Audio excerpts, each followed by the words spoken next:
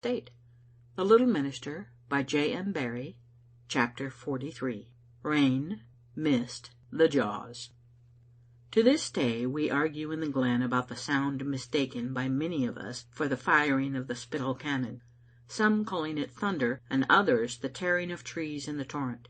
I think it must have been the roll of stones into the Quharity from Silver Hill, of which a corner has been missing since that day. Silver Hill is all stones, as if creation had been riddled there, and in the sun the mica on them shines like many pools of water. At the roar, as they thought, of the cannon, the farmers looked up from their struggle with the flood to say, "That's Rintoul's married," as clocks paused simultaneously to strike the hour. Then every one in the glen, save Gavin and myself, was done with Rintoul. Before the hills had answered the noise, Gavin was on his way to the Spittal. The dog must have been 10 minutes in overtaking him, yet he maintained afterward that it was with him from the start. From this we see that the shock he had got carried him some distance before he knew that he had left the schoolhouse. It also gave him a new strength, that happily lasted longer than his days of mind. Gavin moved northward quicker than I came south, climbing over or wading through his obstacles while I went round mine. After a time, too, the dog proved useful, for on discovering that it was going homeward, it took the lead, and several times drew him to the right road to the Spittal by refusing to accompany him on the wrong road. Yet in 2 hours he had walked perhaps 9 miles without being 4 miles nearer the Spittal. In that flood the glen milestones were 3 miles apart. For some time he had been following the dog doubtfully, for it seemed to be going too near the river. When they struck a cart track, however, he concluded rightly that they were nearing a bridge. His faith in his guide was again tested before they had been many minutes on this sloppy road. The dog stopped, whined, looked irresolute, and then ran to the right, disappearing into the mist in an instant. He shouted to it to come back, and was surprised to hear a whistle in reply. This was sufficient to make him dash after the dog, and in less than a minute he stopped abruptly by the side of a shepherd. "Have you brocht it?" the man cried almost into Gavin's ear, yet the roar of the water was so tremendous that the words came faintly as if from a distance. "Why's me? Is it only you, Mr. Dishart? Is it only you?" No one in the glen would have addressed a minister thus except in a matter of life or death, and Gavin knew it. "He'll be ower late," the shepherd exclaimed, rubbing his hands together in distress. "I'm speaking of Whinbus's grieve. He has run for ropes, but he'll be ower late." "Is there someone in danger?" asked Gavin, who stood, he knew not where, with this man, enveloped in mist. "Is there no? Look." "There's nothing to be seen but mist. Where are we?" "We're on the high bank of the Quharity. Take care, man, you was stepping ower into the roaring water. Lie down and tell me if he's there yet. Maybe I just think that I see him, for the sicht is painted on my een." Gavin lay prone and peered at the river, but the mist came up to his eyes. He only knew that the river was below from the sound. "Is there a man down there?" he asked, shuddering. "There was a minute syne on a bit island. Why does he not speak?" "He is senseless. Dinna move. The mist's clearing, and you'll see if he's there syne. The mist has been lifting and falling that way ilka minute since me and the grieve saw him." The mist did not rise. It only shook like a blanket, and then again remained stationary. But in that movement Gavin had seen twice, first incredulously, and then with conviction. "Shepherd," he said, rising, "it is Lord Rintoul." "Ay, it's him, and you saw his feet was in the water. They were dry when the grieve left me. Mr. Dishart, the ground he is on is being washed awa bit by bit. I tell you, the flood's greedy for him, and it'll hie him.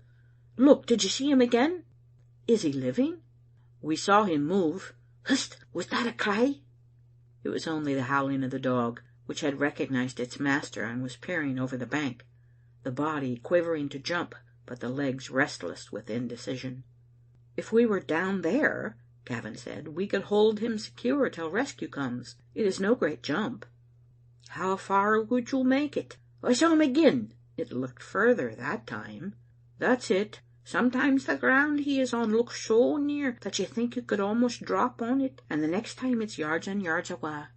I've stood ready for the spring, Mr. Dishart, a dozen times, but I sickened. I darena do it. Look at the dog. Just when it's starting to jump, it pulls itself back." As if it had heard the shepherd, the dog jumped at that instant. "It sprang too far," Gavin said. "It didna spring far enough." They waited, and presently the mist thinned for a moment, as if it was being drawn out. They saw the earl, but there was no dog. "Poor brute," said the shepherd, and looked with awe at Gavin. "Rintoul is slipping into the water," Gavin answered. "You won't jump?" "No, I'm wae for him, and then I will," Gavin was about to say, but the shepherd continued, "and him only married 2 hours syne." That kept the words in Gavin's mouth for half a minute, and then he spoke them. "Dinna think o't," cried the shepherd, taking him by the coat. "The ground he is on is slippery. I flung a dozen stanes at it, and them that hit it slithered off. Though you landed in the middle o't, you would slide into the water." "He shook himself free o' me," the shepherd told afterwards, "and I saw him bending down and measuring the distance with his een as cool as if he was calculating a drill of tatties. Syne I saw his lips move in prayer. It wasna spunk he needed to pray for, though. Next minute there was me in my very arms prigging wi' him to think better o't, and him standing ready to loup, his knees bent, and not a tremble in them. The mist lifted, and lads, I couldna gie a look at the earl. Mr. Dishart jumped. I hardly saw him, but I kent I was on the bank alane. What did I do? I flung myself down in a sweat, and if een could bore mist, mine would I done it.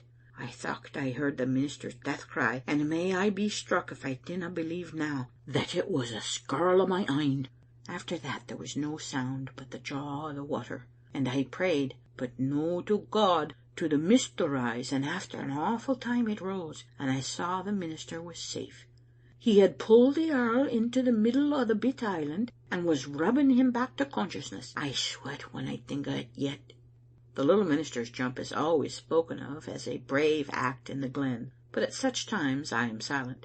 This is not because, being timid myself, I am without admiration for courage. My little maid says that 3 in every 4 of my poems are to the praise of prowess, and she has not forgotten how I carried her on my shoulder once to Tilliedrum to see a soldier who had won the Victoria Cross, and made her shake hands with him, though he was very drunk.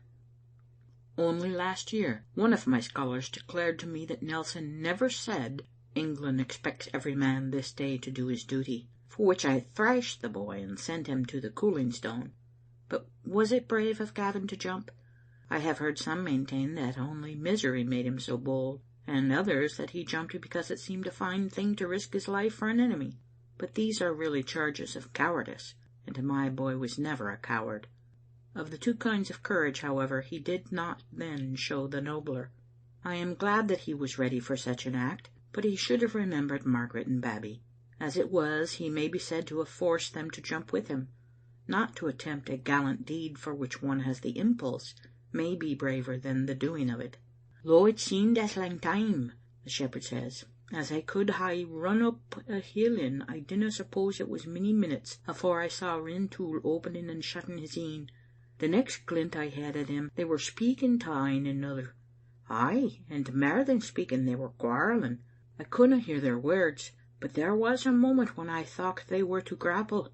Lads, the memory o' that'll hing about my deathbed. There was 2 men, educated to the highest pitch, ane a lord and other a minister, and the flood was taking awa the mouthful o' their footing ilka minute, and the jaws of destruction was gaping for them, and yet they were near fechting. We ken now it was about a woman. Ay, but does that make it less awful?" No, that did not make it less awful. It was even awful that Gavin's first words, when Rintoul opened his eyes and closed them hastily, were, "Where is she?" The earl did not answer. Indeed, for a moment the words had no meaning to him. "How did I come here?" he asked feebly. "You should know better than I. Where is my wife?" "I remember now," Rintoul repeated several times. "Yes, I had left the Spittal to look for you. You were so long in coming. How did I find you?" "It was I who found you," Gavin answered. "You must have been swept away by the flood." "And you too?" In a few words Gavin told how he came to be beside the earl. "I suppose they will say you have saved my life," was Rintoul's commentary. is not saved yet. If help does not come, we shall be dead men in an hour. What have you done with my wife?" Rintoul ceased to listen to him, and shouted sums of money to the shepherd, who shook his head and bawled an answer that neither Gavin nor the earl heard. Across that thundering water only Gavin's voice could carry, the most powerful ever heard in the Thrums pulpit, the one voice that could be heard all over the Commonty during the time of the tent preaching. Yet he never roared, as some preachers do, of whom we say, if they could hear the little minister's word. Gavin caught the gesticulating earl by the sleeve and said, "Another man has gone for ropes. Now listen to me. How dared you go through a marriage ceremony with her, knowing her already to be my wife?" Rintoul did listen this time. "How do you know I married her?" he asked sharply. "I heard the cannon." Now the earl understood, and the shadow on his face shook and lifted, and his teeth gleamed. His triumph might be short-lived, but he would enjoy it while he could. "Well," he answered, picking the pebbles for his sling with care, "you must know that I could not have married her against her will. The frolic on the hill amused her, but she feared you might think it serious, and so pressed me to proceed with her marriage today despite the flood." This was the point at which the shepherd saw the minister raise his fist. It fell, however, without striking. "Do you really think that I could doubt her?" Gavin said compassionately, and for the second time in 24 hours the earl learned that he did not know what love is. For a full minute they had forgotten where they were. Now again the water seemed to break loose, so that both remembered their danger simultaneously and looked up. The mist parted for long enough to show them that where had only been the shepherd was now a crowd of men, with here and there a woman. Before the mist came again between, the minister had recognized many members of his congregation. In his unsuccessful attempt to reach Whinbusses, the Grieve had met the relief party from Thrums. Already the weavers had helped Waster Lunny to stave off ruin, and they were now on their way to the Whinbusses, keeping together through fear of mist and water. Every few minutes Snecky Hobart rang his bell to bring in stragglers. "Follow me," was all the panting Grieve could say at first, but his agitation told half his story. They went with him patiently, only stopping once, and then excitedly, for they came suddenly on Rob Dow. Rob was still lying a prisoner beneath the tree, and the Grieve now remembered that he had fallen over this tree, and neither noticed the man under it nor been noticed by the man. 50 hands released poor Dow, and 2 men were commissioned to bring him along slowly, while the others hurried to the rescue of the earl. They were amazed to learn from the shepherd that Mr. Dishart also was in danger, and after "Is there a woman with him?" some cried, "He'll get off cheap with drowning," and "It's the judgment of God." The island on which the 2 men stood was now little bigger than the round tables common in Thrums, and its centre was some feet further back from the bank than when Gavin jumped. A woman looking down at it sickened, and would have toppled into the water had not John Spence clutched her. Others were so stricken with awe that they forgot they had hands. Peter Tosh, the elder, cast a rope many times, but it would not carry. The one end was then weighted with a heavy stone, and the other tied round the waists of 2 men. But the force of the river had been underestimated. The stone fell short into the torrent, which rushed off with it so furiously that the men were flung upon their faces and trailed to the verge of the precipice. A score of persons sprang to their rescue, and the rope snapped. There was only one other rope, and its fate was not dissimilar. This time the stone fell into the water beyond the island, and immediately rushed downstream. Gavin seized the rope, but it pressed against his body and would have pushed him off his feet had not Tosh cut it. The trunk of the tree that had fallen on Rob Dow was next dragged to the bank, and an endeavour made to form a sloping bridge of it. The island, however, was now soft and unstable, and though the trunk was successfully lowered, it only knocked lumps off the island, and finally it had to be let go, as the weavers could not pull it back. It splashed into the water and was at once whirled out of sight. Some of the party on the bank began hastily to improvise a rope of cravats, and the tags of the ropes still left, but the mass stood helpless and hopeless. "You may wonder that we could have stood still waiting to see the last of them," Burris, the post, has said to me in the schoolhouse, "but dominie, I couldna hae moved mager my neck. I'm a hale man, but if this minute we was to hear the voice of the Almighty saying solemnly, 'Afore the clock strikes again, Burst the post will fall down dead of heart disease,' what do you think you would do? I'll tell you. You would stand where you are and stare tongue-tied at me till I dropped. How do I ken? By the teaching of that nicht. Ay, but there's a mair important thing I dinna ken, and that is whether I would be palsied with fear like the earl, or face death with the calmness of the minister."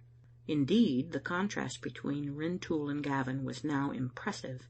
When Tosh had signed that the weavers had done their all and failed, the two men looked in each other's faces, and Gavin's face was firm and the earl's working convulsively. The people had given up attempting to communicate with Gavin save by signs, for though they heard his sonorous voice when he pitched it at them, they saw that he caught few words of theirs. "He heard our skirls," Birse said, "but couldna grip the words ony mair than we could hear the earl, and yet we screamed and the minister didna. I've heard the Highlandmen with the same gift, so that they could be heard across a glen." "We must prepare for death," Gavin said solemnly to the earl, "and it is for your own sake that I again ask you to tell me the truth. Worldly matters are nothing to either of us now, but I implore you not to carry a lie into your Maker's presence." "I will not give up hope," was all Rintoul's answer, and he again tried to pierce the mist with offers of reward. After that he became doggedly silent, fixing his eyes on the ground at his feet. I have a notion that he had made up his mind to confess the truth about Babbie when the water had eaten the island as far as the point at which he was now looking. End of chapter 43.